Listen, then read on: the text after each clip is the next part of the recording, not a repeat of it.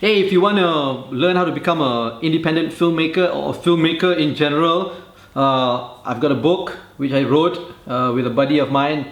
It's called Zan Azli and Wan Chun Hong's Guide to Indie Filmmaking.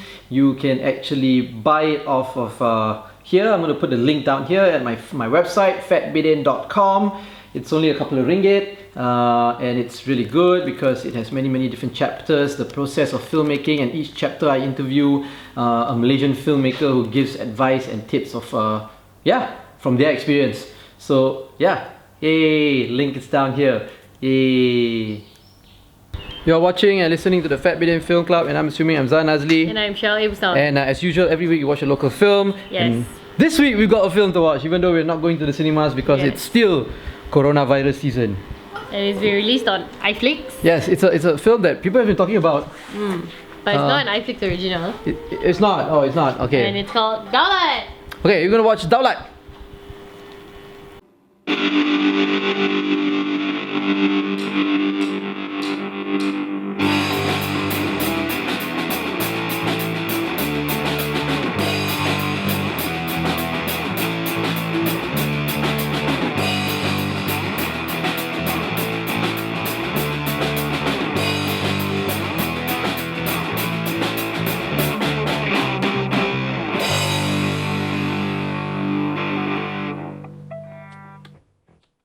Okay.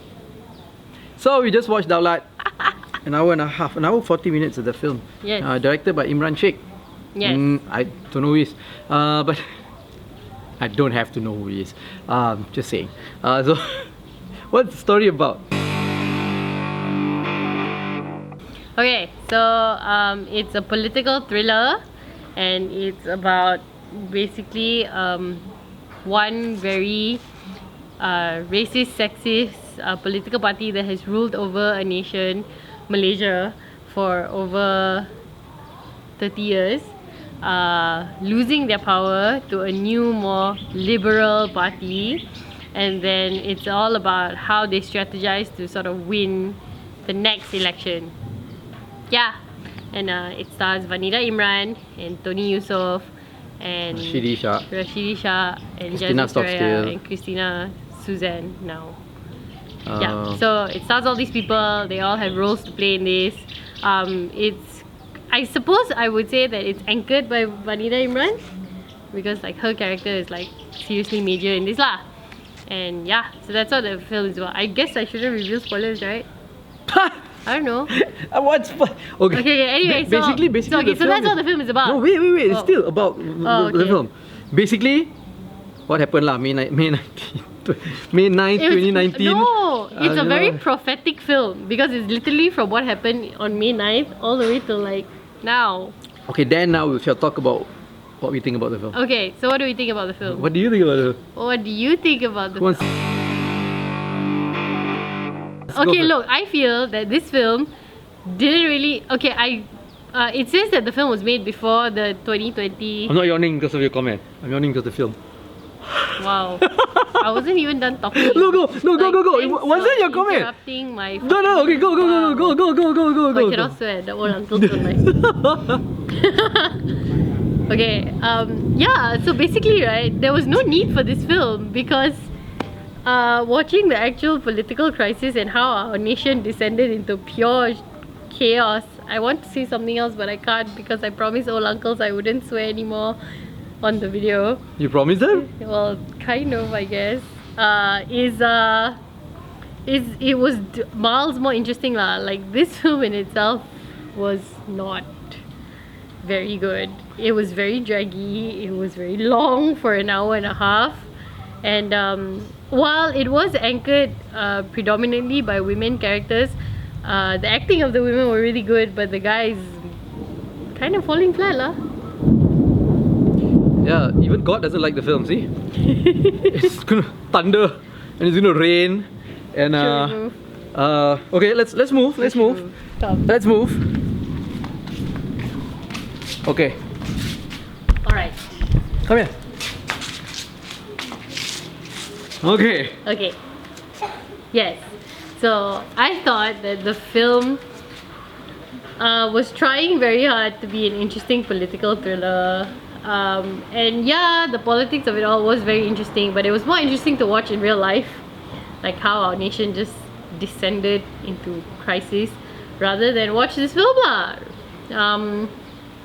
There were some unnecessary characters. I felt I didn't really understand why they needed to be in the film, and a little bit of overacting also, and yeah.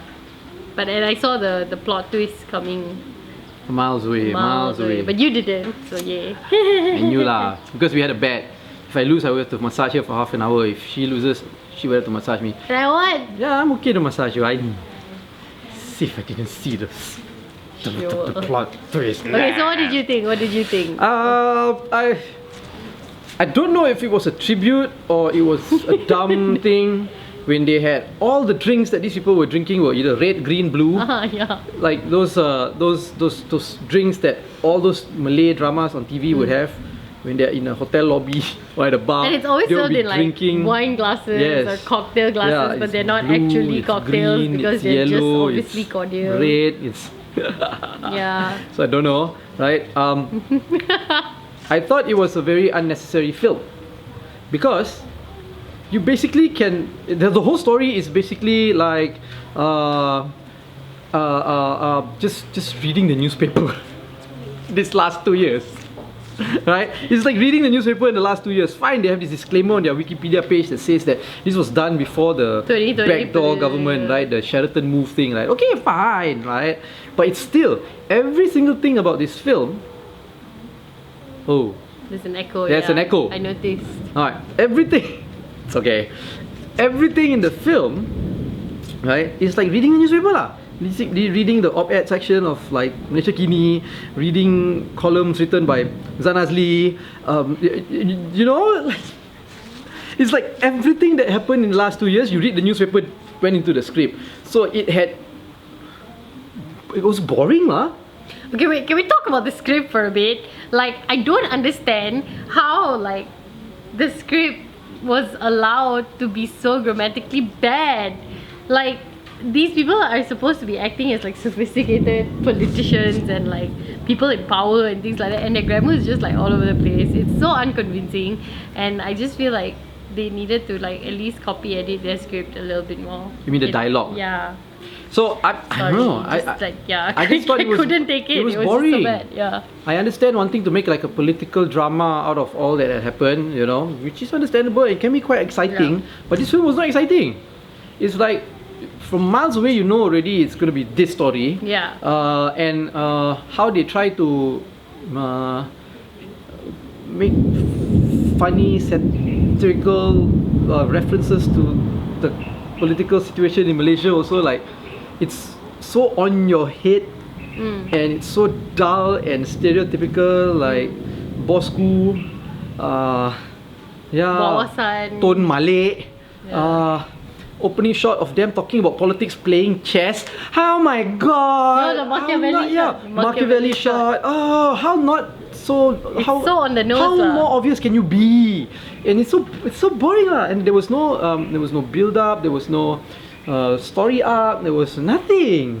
Vanilla Imran did act very well though. She was literally carrying the whole film on her back. Like, on her back, on her chessboard, on everywhere. This poor woman had to carry this whole film by herself.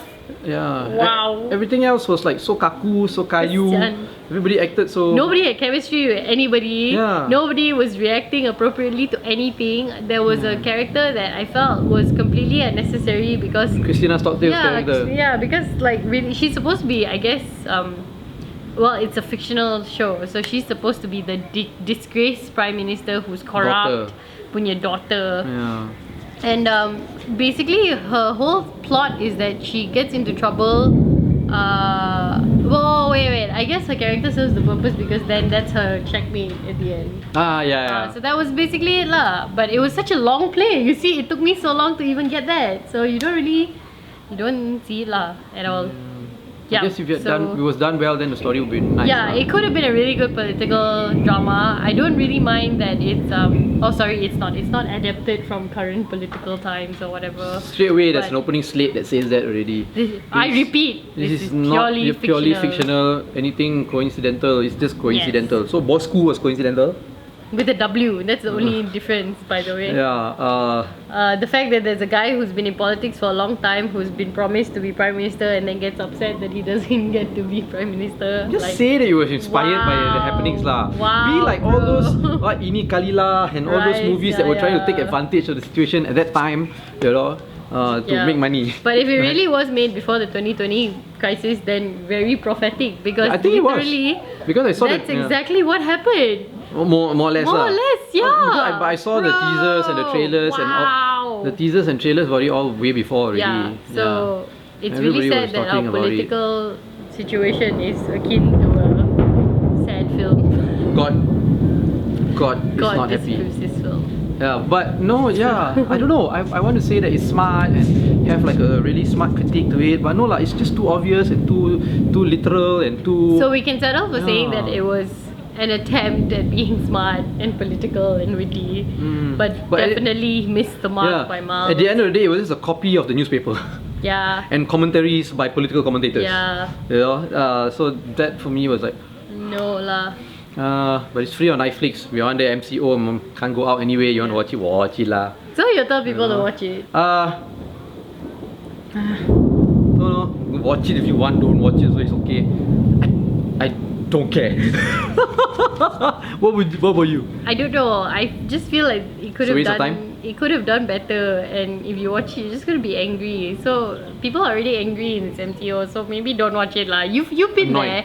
You've read the news, right? You've read his columns. I guess I don't know. But yeah, so you know what's been going on. So you can skip the film. Tell those totally. people where to read my columns. Malaysia Kini every Fridays. Family.com. Malaysia Kini every Fridays. Family.com. Okay. Malaysia Kini every Fridays and The Edge every weekend.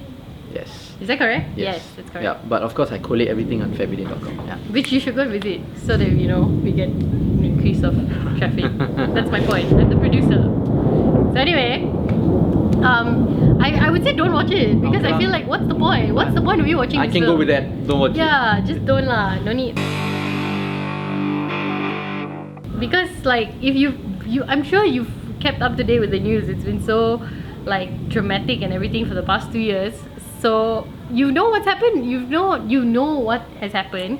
And if it was like really gripping or what, then yeah, sure, watch it. But it's not. So unless you really like Vanida Imran and you want to see some of her really good acting, then sure, Yeah. go ahead and watch it. Or unless you're Ridley Scott and you can make a political drama out of something that everybody knows, right? Or Oliver Stone, who did a gripping film drama about JFK when everybody knows the story already, right? Then okay lah. But if you're gonna do this, It's an attempt. I'll acknowledge that it is that. It is an attempt, but it could have been done way better.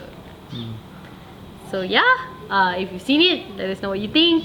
Like this video, don't like this video, whatever you do, subscribe, leave us your comments. If there's anything else that's on streaming services that we haven't seen Let that's us know. new and Malaysian, let us know. Follow us on all our social media At Fatbidin. or go to Fatbidin.com to get everything. yes. You're watching and listening to the Fatbidin Film Club. I'm assuming I'm Zan Azli. And I'm Shai Wasawan. And I get a massage! Yay! I'll hire somebody to come. No, you can't. MCO.